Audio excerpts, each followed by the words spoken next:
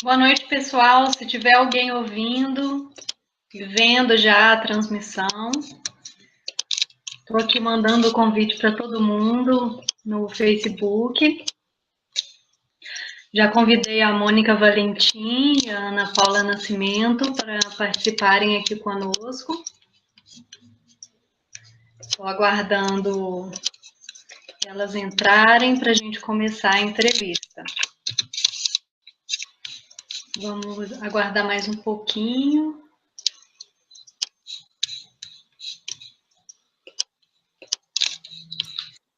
Oi, Mônica. Oi.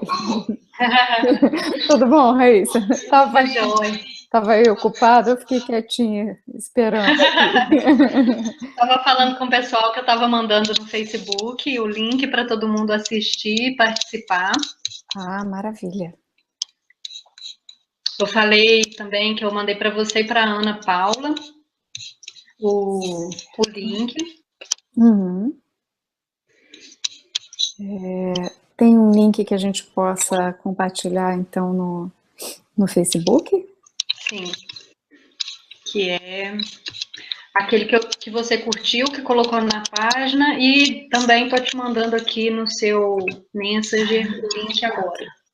Ótimo, maravilha.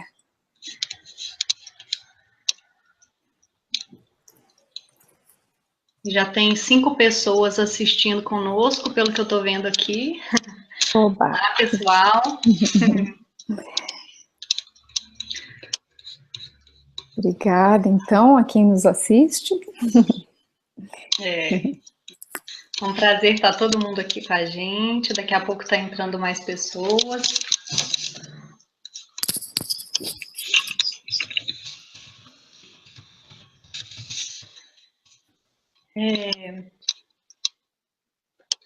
A gente pode ir começando a falar sobre introduzir ACT para o pessoal. O que você acha, Mônica? Pode ser. Falar com o pessoal que já está aqui presente, né? Uhum. O que é a ACT? Qual que é a história da ACT? Como é que ela surgiu aqui no Brasil, né? Onde que ela surgiu? Como que ela veio para o Brasil? Maravilha. Vamos contar um pouquinho, então. Em primeiro lugar, eu queria te agradecer, Raíssa. Eu queria agradecer você, Ana Paula, e a quem estiver assistindo a gente. Eu achei essa iniciativa de vocês muito bacana. Eu acho que é super importante a gente ter esse tipo de evento, né? Porque realmente a ACT é uma terapia ainda desconhecida no Brasil, né? E eu acho que é legal que a gente possa levar um pouco disso para as pessoas que não têm outras oportunidades de conhecer, enfim, né? Então, obrigada por esse convite e obrigada por estarem assistindo também, né? Eu que agradeço imensamente. Obrigada. Então, então a gente pode começar falando disso, né? Então, a ACT, na verdade, é a terapia de aceitação e compromisso. Esse nome, ACT, é uma sigla do inglês, né? Porque no inglês é Acceptance and Commitment Therapy, né? E a gente mantém o nome, a sigla em inglês mesmo, né?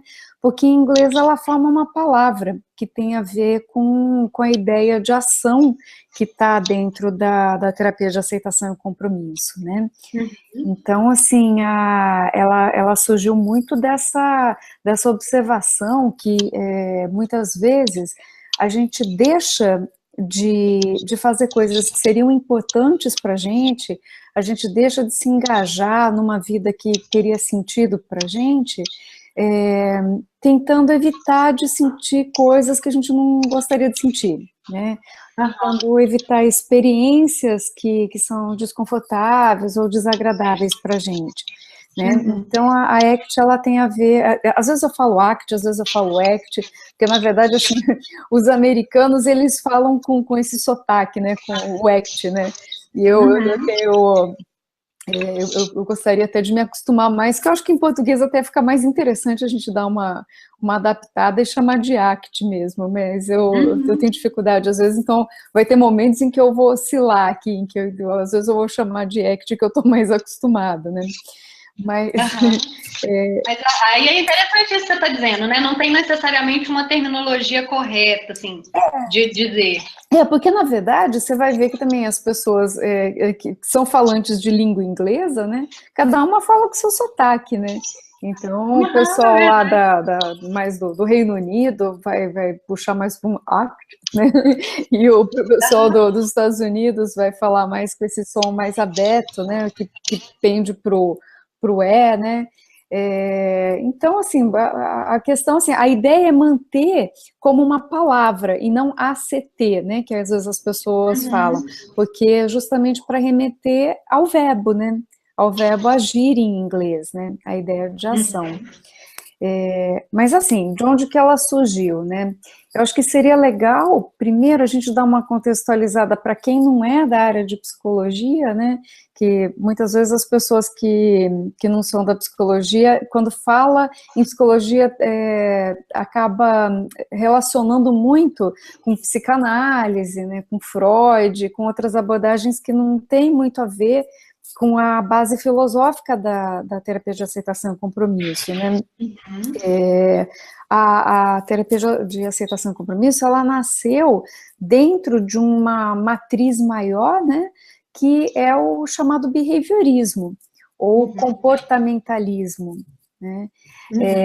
Então, assim, um dos principais criadores da terapia de aceitação e compromisso é um americano chamado Stephen Hayes, que a formação dele original foi em análise do comportamento, né, que assim, antigamente a gente chamava de behaviorismo radical, e essa palavra, assim, sempre, assim, esse termo, né, sempre despertou uma certa aversão, né, porque radical está muito associado a intransigente, né, e a ideia não era essa, na verdade, quem cunhou esse termo foi o Skinner, um outro psicólogo americano, e ele, o que ele falava era que, assim, que o comportamento era a raiz do estudo da psicologia, né? Então, radical vinha do termo raiz, né? Mas isso sempre provocou uma certa, né, aversão.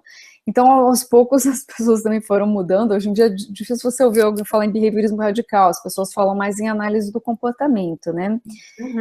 Mas então, assim, o Stephen Hayes, a formação dele foi em análise do comportamento, e lá pelos anos 70, tinha uma preocupação, porque a psicologia estava passando por uma transformação muito grande, né? A psicologia estava se voltando muito para a ideia de cognições, né? Para o cognitivismo. O behaviorismo estava com um desafio aí, né? Porque a proposta do behaviorismo sempre foi de fazer uma psicologia científica. Então, assim, é claro que existia um consenso já de que nós, seres humanos, temos uma característica muito específica, que é o fato da gente construir símbolos e a gente responder a símbolos, né? Que é o que a gente chama de linguagem, é o comportamento que a gente chama de linguagem, né? Então, era um consenso de que a fala, o pensamento tinha influência sobre o nosso comportamento. Só que a questão era como estudar isso de uma maneira científica, né? E então, assim, o Stephen Hayes começou usando as coisas lá na década de 70, né? Ele começou a tentar estudar a linguagem e o papel da linguagem nos nossos outros comportamentos a partir da ótica que ele tinha lá da análise do comportamento, né? Estudos dele de comportamento governado por regras, os estudos do comportamento verbal, de Skinner e tal, né, tentando entender o papel da linguagem, do pensamento e tal, de uma maneira mais científica, né. Então, foi nesse bojo ali, e nos estudos de um outro psicólogo também chamado Sidman, que trabalhava com equivalência de estímulos, que foi uma área que trouxe muito desenvolvimento, principalmente para ensino de crianças com atraso no desenvolvimento e tal, né? E em cima disso foi se estruturando, né, o que depois viria a ser a ACT, né, porque no princípio nem se chamava assim. No princípio eles chamavam de comprehensive distancing, né, assim, um distanciamento compreensivo, que a ideia era você tentar ter um distanciamento dos seus pensamentos, né, porque assim, eles diziam assim que, por exemplo, se alguém chega para você e fala alguma coisa, você não vai acreditar logo de cara, você vai ter um distanciamento, você vai analisar um pouco aquilo que você está ouvindo, você vai perceber se a pessoa que está falando também é confiável, você vai avaliar um pouco aquilo, né? Mas quando a gente se torna ouvinte das próprias coisas que a gente formula, né? Quando a gente está ouvindo o que está lá dentro, as nossas próprias regras, os nossos próprios pensamentos, às vezes a gente não tem esse distanciamento, né? A gente se funde com isso e a gente para de ter esse olhar mais de questionamento, vamos dizer assim, né, do que está passando dentro da gente, né? Deixa de questionar nossos próprios pensamentos, né? Exatamente. Então, então, ali começou isso que no início se chamou de distanciamento compreensivo e tal, né? E aí, ele foi aos poucos, assim, foi se distanciando um pouco das bases lá do behaviorismo radical e tal, porque depois, na década de 80, ele foi formulando também uma teoria junto com outras pessoas, com outros pesquisadores, né, que é a teoria das molduras relacionais. Que daí foi realmente dar a base mesmo, uma possibilidade bem concreta de estudo da linguagem, numa perspectiva moderna, científica e tal. E aí, depois, só mais recentemente, é que foi se transformando, né, no que a gente tem hoje, né, na terapia de aceitação e compromisso, né. Então, assim, aqui no Brasil, eu confesso para você, assim, que eu me aproximei. Eu sou analista do comportamento de formação, né? E então eu fui me aproximar mais especificamente da terapia de aceitação e compromisso não tem muitos anos, né? Assim, então eu não acompanhei muito a história do desenvolvimento aqui no Brasil, né? Mas assim, do que eu me lembro, assim, das coisas que eu já vi por aí, né? Eu me lembro assim que o pessoal do Paraná, o pessoal lá de Londrina, de Curitiba, sempre esteve muito interessado nas coisas que estavam surgindo de terapia de aceitação e compromisso, psicoterapia analítica funcional, né, as que a gente chama hoje em dia de terapias comportamentais contextuais, né. Então, por exemplo, eu sei que tem texto da Fátima Conte lá, que é que era da UEL, né, tem texto dela antigo, acho que 2000 e... Não, acho que o dela, acho que é de 99, se eu não me engano. São textos bem antigos. Depois tem textos do Luc Vandenberg. Então, assim, aqui no Brasil, começou a chegar, vou te falar, sei lá, uns 18 anos, mais ou menos, eu acho, né? Porque a terapia de aceitação e compromisso, ela não é muito antiga, né? Mas ela começou a chegar aqui e de uns anos para cá que ela teve um boom mesmo. Que aí ela começou a crescer bastante, as pessoas começaram a se interessar, começaram a fazer formação fora, enfim, né? Mas é mais ou menos isso. Bom, queria dar um oi para o Júlio. O Júlio César é psicólogo, está aqui com a gente. Que bom, Júlio. Mandou uma mensagem aqui para a gente, falando, desejando boa noite. Boa noite para você. Uma das coisas que eu pensei de te fazer uma pergunta sobre isso que você falou, eu não sei se ficou claro para as pessoas em relação a essa linguagem verbal que você falou. Que parece que linguagem verbal tem a ideia de ser fala, né? Ótimo. Não necessariamente é só isso, né? Muito legal, Raíssa, muito legal você ter perguntado isso. De fato, assim, o que nessa perspectiva que hoje a gente chama de ciência comportamental contextual, né, o que a gente considera como linguagem não é uma coisa, né, é um comportamento, é um modo nosso, um modo humano de responder aos estímulos. né?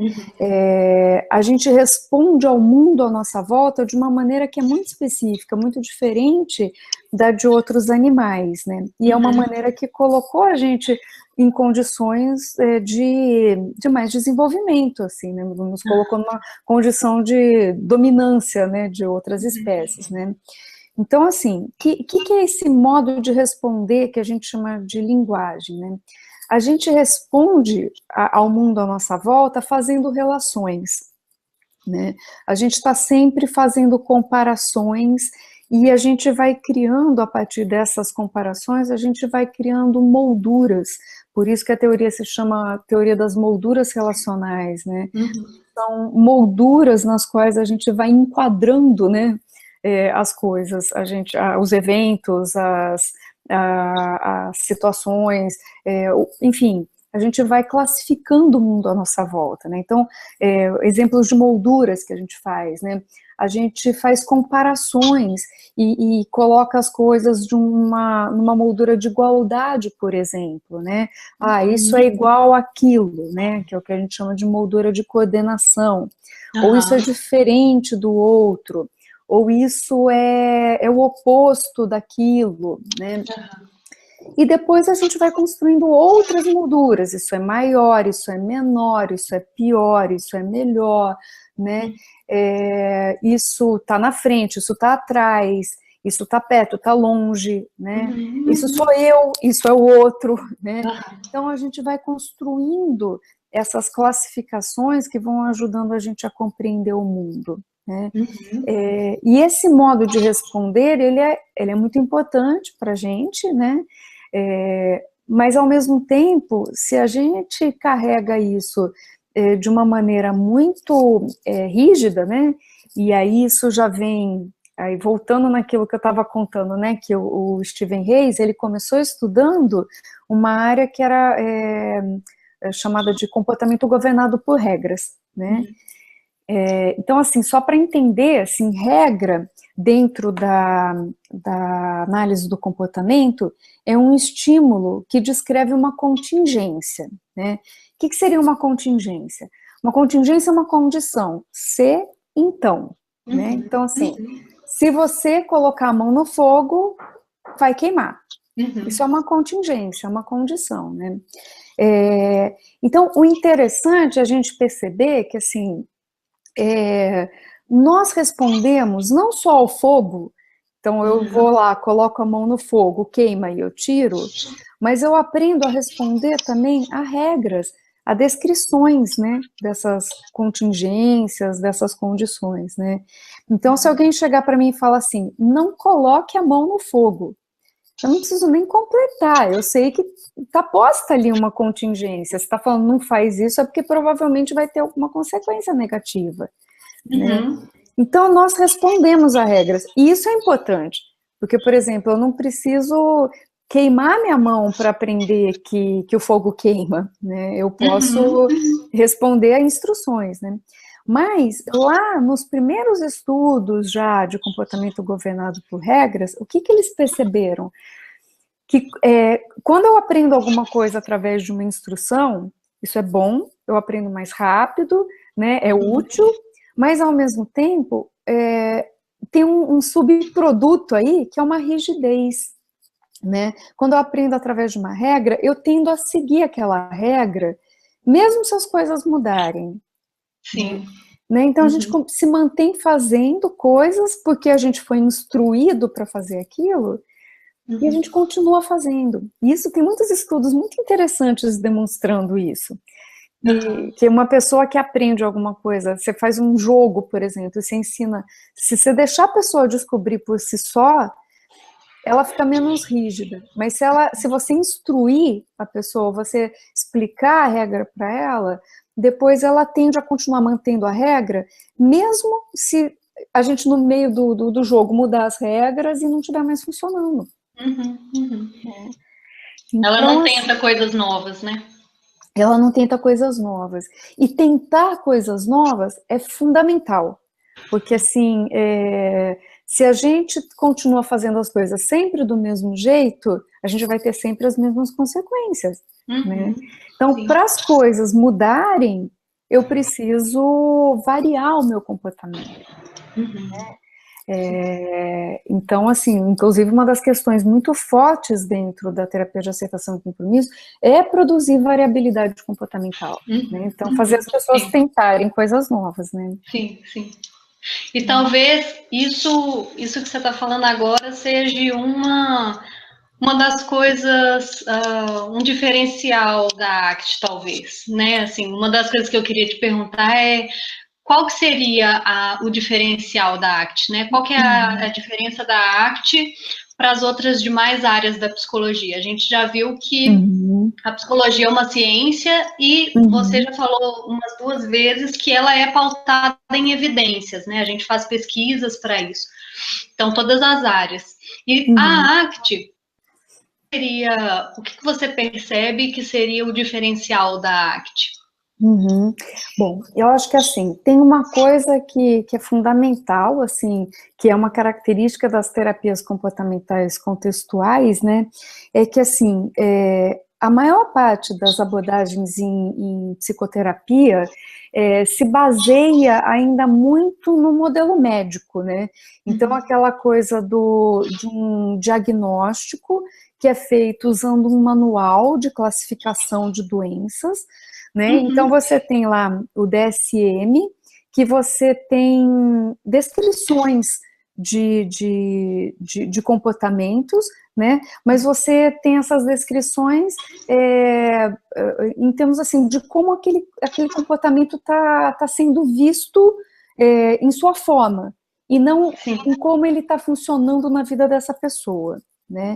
Então assim, um dos diferenciais das terapias comportamentais contextuais, e isso está em consonância com a base do behaviorismo, com as ideias de Skinner, é o entender a ação no contexto em que ela ocorre.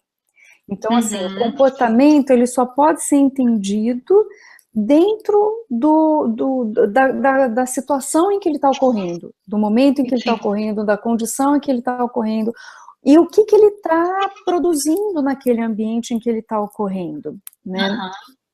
Todo comportamento ele acontece em um contexto e ele gera um comportamento. Ele gera não necessariamente um comportamento, mas ele gera uma mudança de contexto, né?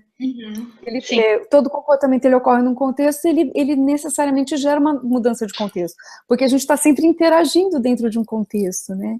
Então, assim, de que maneira, em que contexto o meu comportamento ocorre e que mudança de contexto que ele está provocando, né? Então, isso é importante a gente ter em mente, assim, porque o contexto dá significado pro comportamento. Né? É o contexto que vai dizer para que eu faço o que eu faço, naquela condição em que eu faço. Porque a gente sempre faz alguma coisa numa determinada situação, porque por alguma razão. Então, entender essas razões, né? Isso é uma questão. Então, para a gente, o comportamento ele não tem sentido fora do contexto, né? A outra questão, que eu acho que essa é mais, ela é um diferencial, inclusive em relação às outras terapias comportamentais, né, de uma certa forma, as bases mesmo da análise comportamentais e tudo mais, é que assim, então, a gente estava falando do DSM, né, então a gente tem o DSM, diagnósticos, e, em geral, você mede o sucesso de uma terapia em função do quanto você conseguiu obter de redução de sintomas. Né? Então, se uma pessoa vem com uma queixa de ansiedade, se eu conseguir diminuir a ansiedade dessa pessoa, a terapia foi um sucesso. Né? Se a pessoa estava com ruminações, ela está ruminando menos, então é um sucesso. Né? E assim, dentro da terapia de aceitação e compromisso, o parâmetro do sucesso da terapia não é esse, porque assim, você deixar de ter sintomas não significa necessariamente que sua vida está melhor. E nem que você aprendeu a lidar com esses sintomas, né? Necessariamente. Não necessariamente, né? Pode ter uma mudança de contexto e aquilo voltar com tudo também. Né? Você pode ter só criado uma condição em que você não está sentindo mais aquilo num determinado contexto, né? Então, assim, o foco da terapia de aceitação e compromisso e das outras terapias comportamentais contextuais é promover uma vida com mais significado, né? E para que isso aconteça, uma vida pautada nos valores da pessoa, eu vou ensinar as pessoas não a se livrarem e nem a controlarem os seus pensamentos e emoções, né?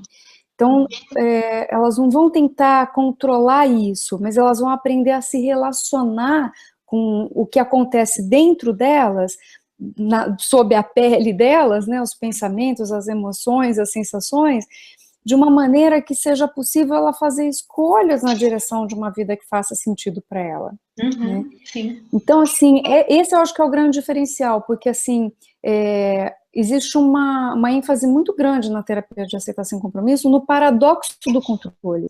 Porque, assim, se a gente for parar para reparar, se a gente tenta controlar uma emoção, se a gente tenta controlar um pensamento, tudo que você tenta não ter internamente, você acaba tendo, né? Então, tenta não ficar ansiosa, né? Tenta não ficar triste, né? Então, tenta não pensar, não ter pensamentos negativos. Tudo que a gente tenta controlar do que acontece sob a pele da gente, tende a se intensificar, né? Então, essa é uma das questões, né? Não sei se ficou claro, se até o pessoal que está assistindo, se quiser fazer alguma pergunta. Bom, para mim até agora ficou claro. Uma das coisas que eu queria falar para o pessoal, que a gente falou DSM, mas não falou o que é, né? Talvez tenha alguém que não saiba. Por favor. DSM é Diagnóstico Estatístico dos Transtornos Mentais, não é isso mesmo? A sigla em inglês, né? Eu não me lembro direito, não sei se você tem aí, porque a sigla é em inglês, né? Eu acho que é isso mesmo, Diagnóstico Estatístico dos Transtornos Mentais. Outra pessoa que chegou aqui agora, Raul VM. Boa Raul, noite, sempre um prazer ver a Mônica falar. Também acho, Raul, concordo com você 100%. A Ju, deve ser Ju, né? Ela falou verdade, ficou claro. Que bom, obrigada, Ju. Qualquer dúvida, vocês vão me falando aí. Eu estou vendo aqui, a Ana Paula acabou de chegar, ela atrasou porque ela estava no médico, ela está com algumas questões médicas e ela está atrasada, mas ela está chegando por agora. Ela falou que acabou de pegar o link que está entrando aqui. Que bom. Paulo Boza falou Paulo. Que você é top. Oh, meu Deus. É bom ter amigos, né? É muito bom. E eu concordo com eles. Obrigada, gente. Então, uma coisa que eu queria, outra pergunta, né? Assim, até agora eu não tenho pergunta deles, então eu vou perguntando as que eu formulei aqui. Tá bom. Eu queria ver com você. A gente já falou do histórico da ACT, né? Da história da ACT, o diferencial da ACT, né? Das demais abordagens, áreas da psicologia. E uma das coisas que eu queria ver com você é que para a ACT, de onde que viria esse sofrimento humano? A gente já falou que a gente considera os pensamentos, considera as emoções, que a gente não controla, né? A gente aprende a lidar com isso e a gente vai no caminho dos nossos valores, né? A gente tenta levar o nosso cliente para isso, para essa direção. Mas de onde que vem isso? De onde que vem esse sofrimento? O que você poderia dividir com a gente? Tá legal. Então, dentro daquilo que a gente estava conversando, né, que nós seres humanos temos esse modo muito específico de responder ao mundo, né, então eu estava comentando que a gente tem esse modo de responder fazendo relações, né, a gente chama isso, em teoria das molduras relacionais, de responder relacional arbitrariamente aplicável. Uhum. Bem complicado, né? Bem complicado. Bem complicado para esse comportamento, né, que é esse modo de fazer relações, né, e de criar, então, essas molduras, né. Então, de acordo com a teoria das molduras relacionais, que dá a base aí para a terapia de aceitação e compromisso, né, muito do sofrimento humano se deve a esse modo de responder, né. Então, a gente vai responder aos eventos não só pelo que eles são, mas pelos significados também que eles adquirem ao longo dessa nossa longa história de relações que vão se estabelecendo, né? Então, e essas relações, elas são, assim, imediatas e elas são infinitas, né? A gente sempre costuma brincar, né, que o ser humano, ele é capaz de relacionar nada a coisa nenhuma, né? A nossa habilidade de fazer isso, posso dar um exemplo, né, para quem está assistindo, né? Se a gente fizer uma brincadeira, assim, a gente já fez isso, né, Raíssa, em sala de aula, tudo, né?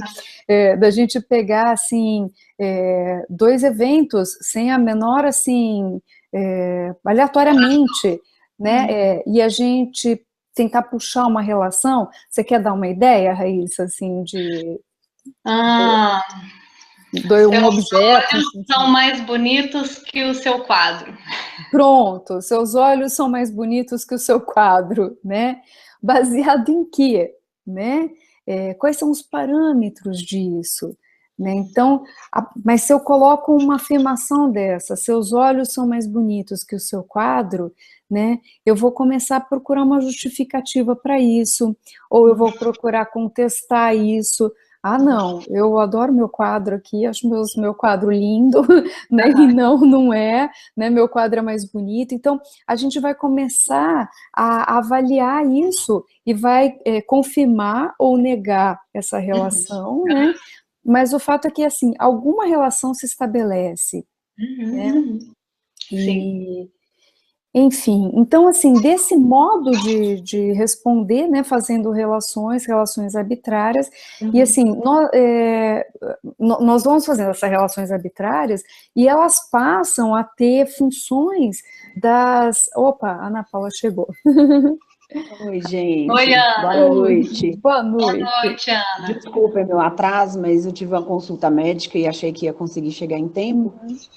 Estou com sinusite. Que pena. Então, infelizmente, não estou com uma voz muito agradável hoje, tá? Mas é um prazer, Mônica, com você. Prazer é meu, Ana Paula. Obrigada.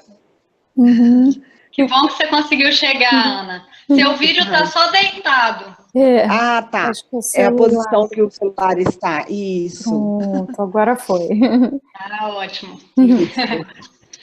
Ana, deixa eu te localizar. A gente falou da história da ACT. A Mônica contou pra gente a história da ACT. Falou pra gente também sobre o diferencial da ACT aqui no Brasil, em relação às outras áreas da psicologia, e ela está falando agora para a gente sobre o sofrimento humano para a ACT. Que bacana. Que bom, obrigada, Raíssa, por me situar. É bom que eu situo o pessoal que chegou agora. Bacana, sejam todos bem-vindos aqui, né, a nossa videochamada.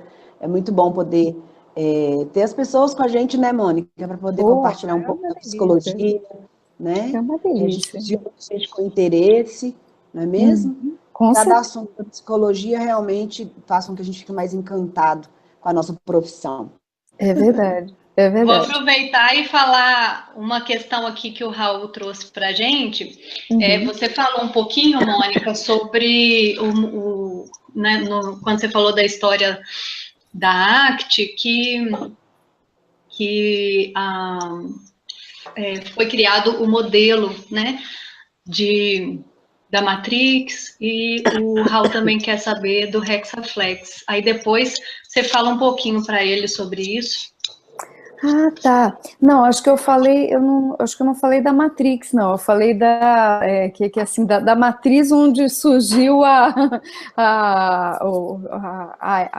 terapia de aceitação e compromisso, que veio ali, né, do behaviorismo, né? Mas a gente pode falar, então, também, né, o Raul quer saber, então, a respeito da Matrix e do Hexaflex. Ele quer que eu fale um pouco disso? Tá, então assim, para quem então não conhece, né? O Raul conhece, né? Então acho que ele tá me pedindo só, ele está tentando me dar uma oportunidade de falar sobre uma coisa que é importante dentro da abordagem, porque ele conhece isso, né? Então, o que seria o Hexaflex, né? O Hexaflex é um modelo no qual se baseia a ideia de psicopatologia, entre aspas, da terapia de aceitação e compromisso, né? Então, assim, para competir com esses modelos que são baseados no DSM e que vão descrever sintomas e que nem sempre, né, isso vocês já devem ter se deparado com essa situação, chega uma pessoa no seu consultório e nem sempre ela atinge critério total para alguns transtornos, e ao mesmo tempo você encontra coisas de diferentes transtornos, características que aparecem em diferentes pessoas, né? Então, o modelo de flexibilidade psicológica é um modelo que, assim, ele vai propor um olhar, né, mais amplo para o que está presente no sofrimento humano, né?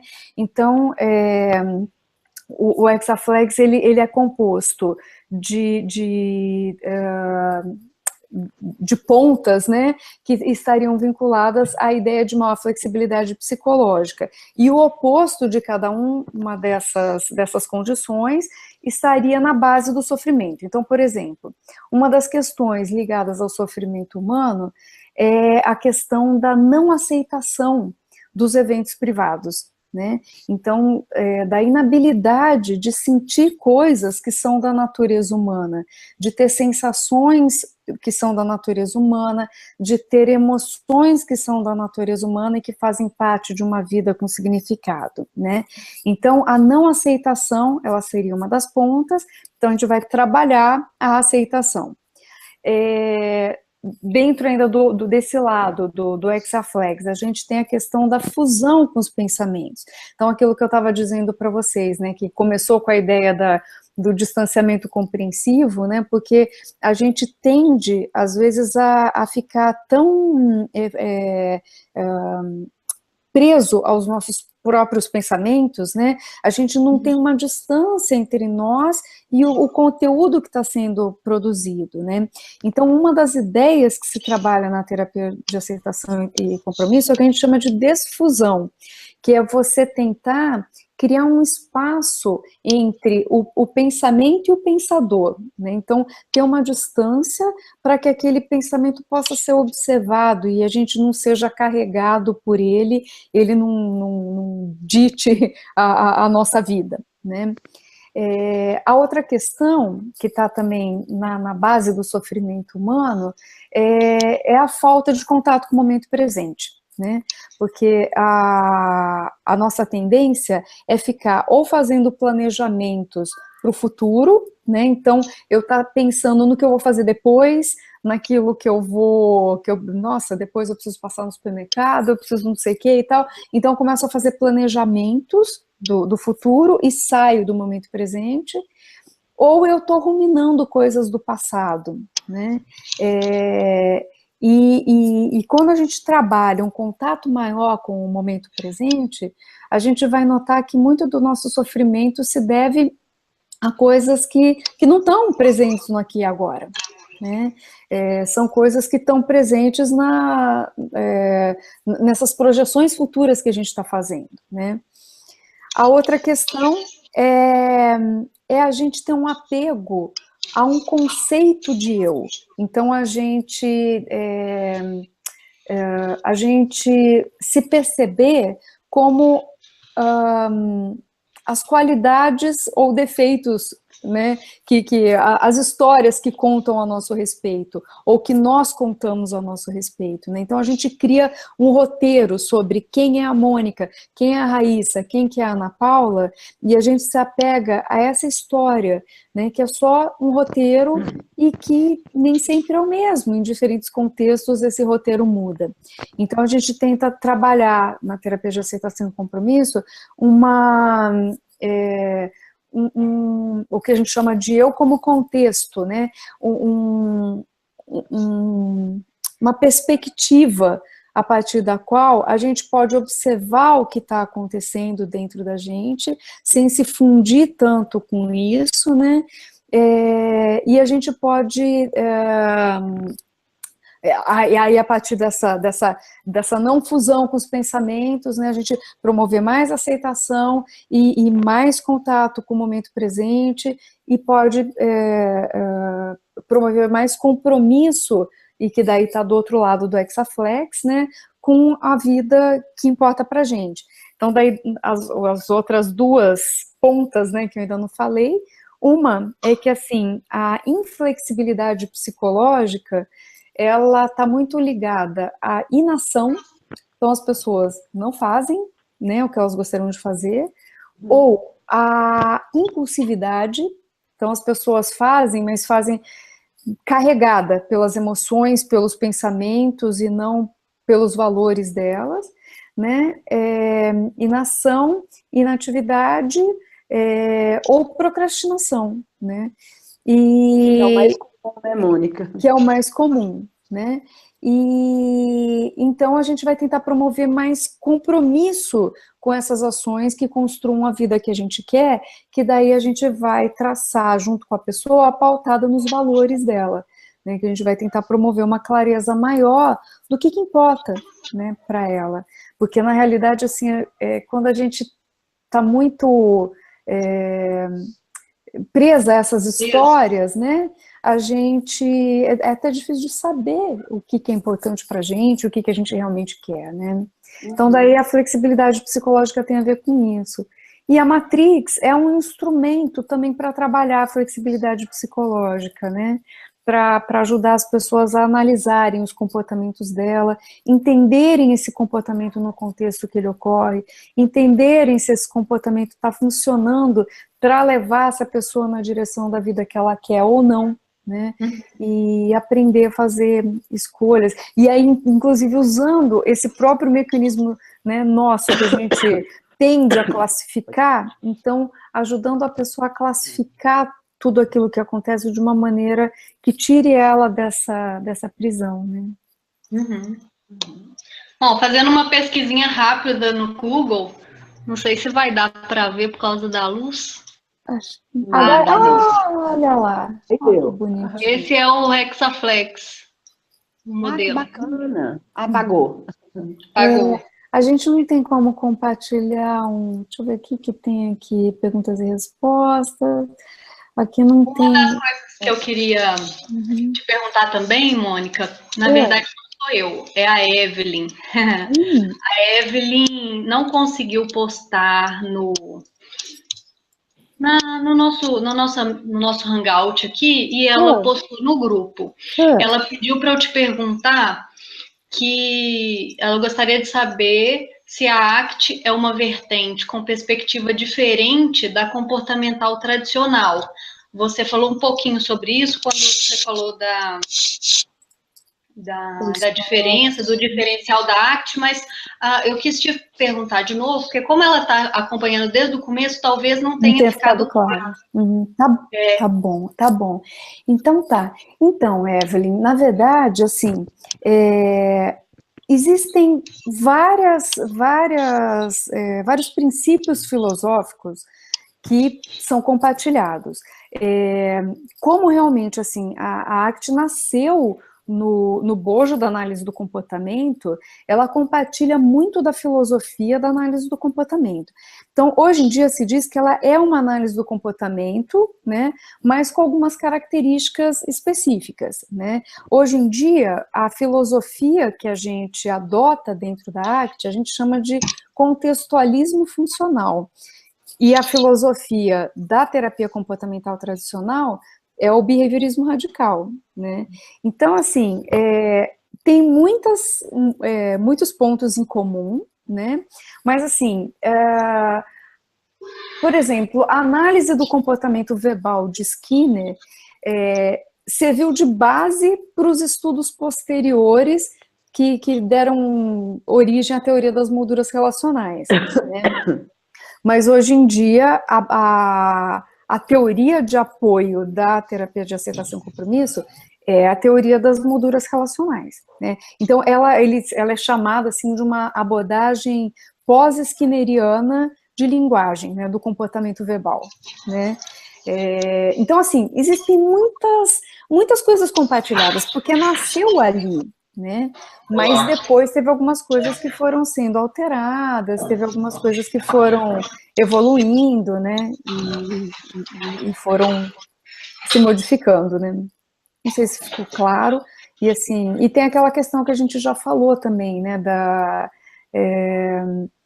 Tem uma ênfase maior da terapia de aceitação e compromisso no papel da linguagem, né? Embora, assim, a ideia de que a linguagem dentro da análise do comportamento tradicional é a ideia de um comportamento operante, né, um comportamento de fazer relações, né, mas, assim, tem esse diferencial, né, quer dizer, não sei se eu me perdi um pouco, se ficou claro. Bom, vou esperar ela falar se ficou claro para ela. Isso, Mas, de toda forma, o Júlio postou uma mensagem, uma pergunta que eu achei sensacional, que eu queria dividir com você. Primeiro, o Evandro Alvimar, ele falou que está muito bom a entrevista, que ele está gostando muito, e agradeceu ao Júlio pela indicação de assistir a entrevista. E o Júlio, ele falou que ele gostaria de saber se é possível integrar a ACT com outras abordagens terapêuticas. A gente já falou um pouquinho do diferencial de ACT, né? E ele queria saber dessa questão interessante. Ótima pergunta, Júlio. Muito bom, muito bom. Assim, o que acontece? A questão que tem aí é que, assim, a ACT, ela não é um arsenal de técnicas, entendeu? Às vezes as pessoas pensam na terapia de aceitação e compromisso como uma técnica. Então, que você vai chegar e vai aplicar, né, e vai, então, se alguém estiver assim, eu faço aquilo, né? Tem até um texto do Roberto Banaco, que é professor da PUC, e que do Paradigma, e que eu gosto muito, eu já falei isso várias vezes para ele, eu sempre tive esse texto como obrigatório quando eu dava aula de comportamental. E ele é um texto que chama Técnicas Cognitivo-Comportamentais e Análise Funcional. E ele começa esse texto com uma frase que eu adoro, que diz assim, quando a ferramenta que se tem à mão é um martelo, tudo à nossa frente vira prego, né? Então, assim, o que acontece? A ACT, ela é uma ferramenta poderosa, né? É uma ferramenta poderosa. Qual que é o risco? Se eu usar isso simplesmente como, ai, que martelo lindo que eu tenho na mão, eu vou sair martelando para tudo quanto é lado, tudo eu vou achar que, olha um prego aqui, eu vou bater, né? Então, assim, olha uma pessoa que está aqui, ela não está aceitando. Isso foge completamente do modelo que é a terapia de aceitação e compromisso. Porque, assim, é uma abordagem, né? Ela é uma abordagem, ela é um modelo, e ela tem princípios filosóficos por trás, né? E um dos princípios filosóficos, que é o mais importante, que é aquele que eu falei um pouco de tempo atrás, é a ideia de que a ação ocorre num contexto. Então, assim, se eu não entender a função de um comportamento que é dada pelo contexto em que ele está ocorrendo, eu corro o risco de fazer uma aplicação tecnicista e mecanicista da terapia de aceitação e compromisso, que não vai funcionar, entendeu? Ou pode até funcionar em alguma situação, mas, percebe? Então, assim, mas que não vai produzir os resultados que a gente está querendo produzir, né? Então, assim, tem muita gente que me pergunta isso, tem gente que vem, por exemplo, de uma base mais cognitivista, né? Então, assim, não tem problema nenhum você ter tido uma formação cognitivista e você resolver se aproximar da terapia de aceitação e compromisso. Mas para que você realmente seja um bom terapeuta de aceitação e compromisso, é preciso que você entenda o modelo, é preciso que você entenda os princípios filosóficos, né? Porque senão eu vou sair martelando, entendeu? Senão eu vou sair por aí achando que tudo é prego e não é uma receita de bolo, né? Não é uma coisa assim, tipo, é um remedinho que serve, quando eu tô com dor de cabeça, eu vou lá, eu tomo isso, entendeu? O fenômeno psicológico não é assim, né? O fenômeno humano, ele é mais complexo, né? Então, por isso que, assim, é possível, por exemplo, eu usar uma técnica do psicodrama sendo uma terapeuta ACT? É possível eu usar uma técnica da Gestalt? Sim, né? Eu posso usar técnica de qualquer abordagem, né?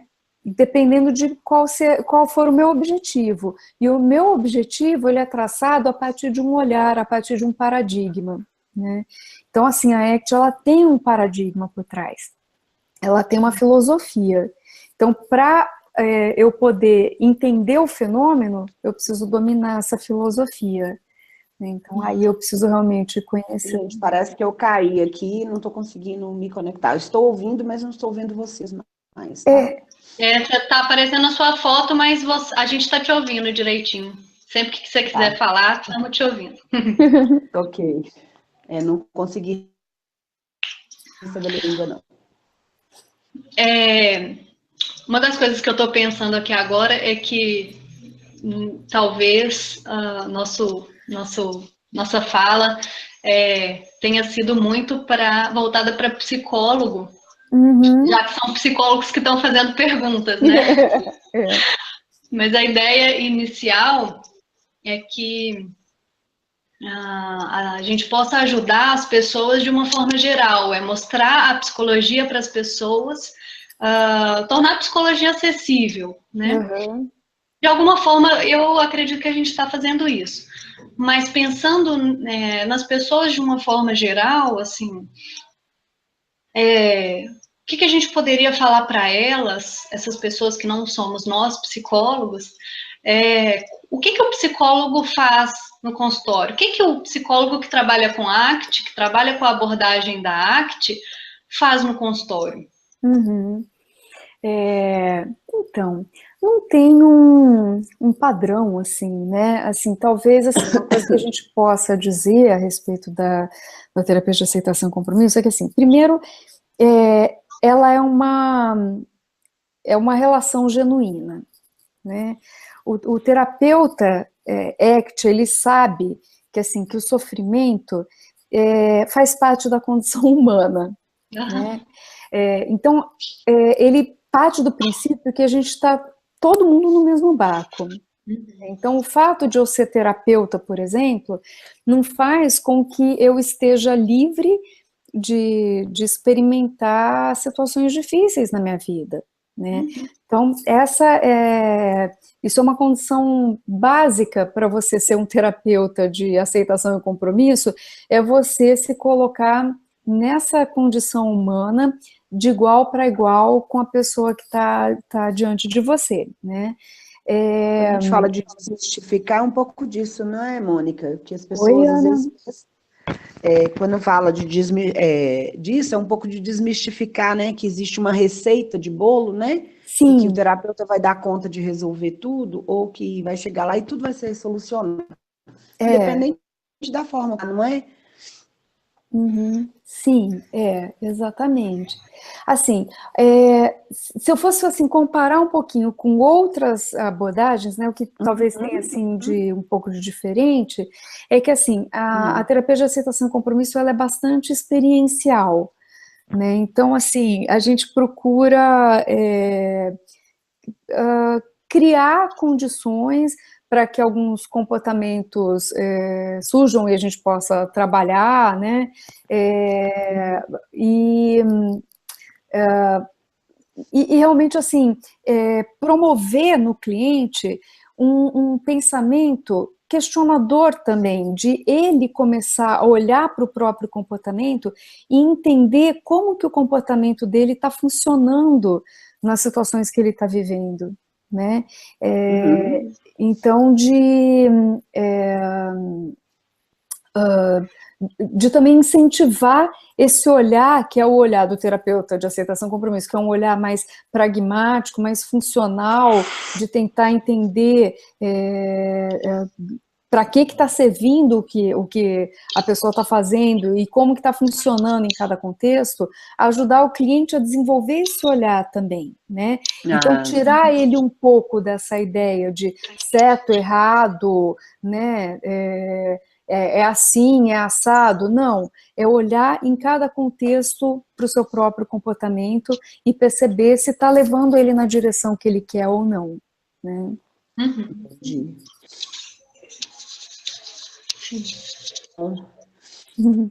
Sabe que as pessoas podem ter várias possibilidades, né, de serem atendidas nos consultórios, né?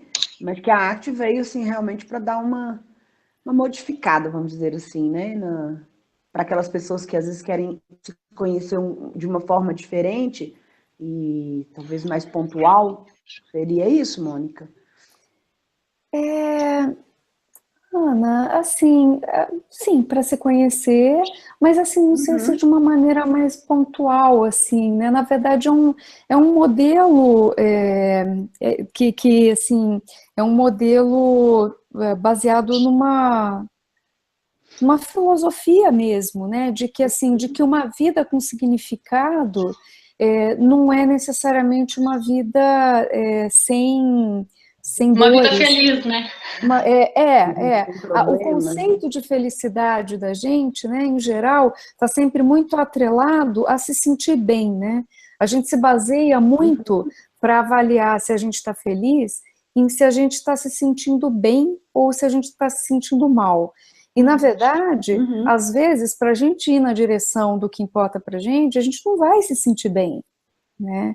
Tem momentos em que assumir uma vida com toda a grandeza que ela tem, né, significa se abrir para nem sempre estar se sentindo tão bem assim, né? Por exemplo, você hoje, né, Ana, você estava comprometida aí com esse hangout, né, que vocês estão promovendo, você e a Raíssa sempre, né? E você está aí sofrendo, está aí com a sua sinusite, né? Mas você está aqui com a gente, que né? De repente, Mas faz parte, né? O profissional também tem dor, né? A gente também passa pelas mesmas mazelas que todo mundo. Exatamente. Você está aqui por uma razão, provavelmente, né? Porque provavelmente esse trabalho é importante para você, né? Com certeza, né? Psicologia é vida, né? Pra gente, né, Raíssa? E comprometimento com as pessoas, bons né? profissionais é muito importante, né? Com certeza. Então, quando a gente faz um compromisso, né? E acho que está bem dentro do que a gente está falando, mesmo que seja muito difícil, por exemplo, que eu não estou conseguindo ver ninguém, não estou conseguindo passar somente no áudio, né? Mas estou aqui, firme e forte, que eu acho que isso faz parte, né? Exatamente. Assim, da vida e do processo mesmo, né? E que para as pessoas que não são psicólogas, que elas possam perceber isso, né? Que não só o profissional também tem os mesmos problemas, ou pode enfrentar os mesmos problemas. Mas que a gente tem que buscar as ferramentas aí que estão disponíveis para a gente poder cumprir, né? A nossa missão aqui, nossos trabalhos, nossos compromissos. O psicólogo também tem suas questões, assim como para correr atrás dos nossos valores, a gente também passa por enfrentar nossas barreiras, né? Com certeza. O tempo todo, né? A partir do momento que a gente escolhe a profissão, a gente já começa a enfrentar um pouco essas barreiras, não é mesmo? Primeiro que as pessoas acham que o psicólogo vai ser o guru, né? Olhou para mim e já estou, né, adivinhando o que o outro está passando. E não é bem por aí, né? A coisa é bem é uma ciência e a gente estuda muito, né? E tem que debruçar muitas vezes nos livros novamente para entender muitas questões.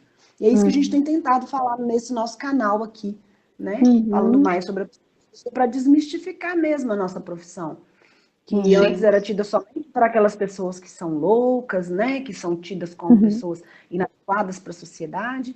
E aí a gente vai vendo que é muito longe disso, né? A gente está aqui para tratar e ter uma saúde emocional melhor, né? Quanto melhor a gente psicologia está crescendo, né? Ainda bem. Isso, ainda bem. Mas é isso, Mônica, foi muito bom participar com você, com a Raíssa, claro, não, foi muito bom mesmo. Pena que eu cheguei um pouquinho atrasada, mas valeu demais, assim. Queria te dar um retorno, Mônica, que o Guilherme Nóbrega está falando que ele falou, nossa, muito legal. A Mônica, ela é muito inteligente. Ô, Guilherme, obrigada. Agradeço muito. E ele não é psicólogo. Que bom, Guilherme. Muito bom ter gente assim, é muito gostoso ter gente que não é da psicologia se interessando por isso, né? Exato. É muito gostoso. E essa foi a nossa primeira proposta, sabe, Mônica? De criar esse espaço para a gente falar para as pessoas que não são psicólogas mesmo, terem interesse pela psicologia, né? Conhecer um pouco mais, entender um pouco mais, né? Mostrar o valor da psicologia, né? Para a sociedade. Exatamente, para a sociedade. Quanto mais felizes ou saudáveis elas estejam, né? Melhor será para a sociedade como um todo. Com certeza. Dentro da sua casa e cada espaço que você tiver, nas suas realizações pessoais. É isso aí. Bom, Mônica, então eu queria te agradecer imensamente. Foi um grande prazer ter você aqui comigo, com a Ana e com todo mundo que esteve aqui presente, que vai ter a oportunidade de ver, né, essa palestra, essa entrevista depois. Então, eu queria te agradecer imensamente, assim, de coração. Isso eu Gratidão, também queria agradecer demais também você, Ana Paula. Eu acho que assim, realmente esse projeto de vocês é muito bacana. E, assim, essa oportunidade de falar disso, de conversar sobre esse assunto que você sabe, eu sou apaixonada, né? Então, deu para ver o brilho nos olhos. Então, eu agradeço muito também. Muito, muito obrigada. Então, tá bom. Bom, eu queria agradecer a todo mundo que está vendo a gente aí agora também. E qualquer dúvida, eu me coloco à disposição. Acredito que você também, Mônica, né? Se alguém tiver alguma questão. Com certeza. Quem quiser aí conversar depois, tirar outras dúvidas, estou à disposição aí para conversar. Legal. Tá bom? Então tá. Então um beijo. Outro. Tchau, gente. Tchau, Ana. Não estão me vendo, mas eu estou dando tchau, viu? E um beijo para vocês. Tchau, Ana. Beijo. Não consegui entrar mais. Beijo, pessoal. Beijo, tchau, tchau. Tchau.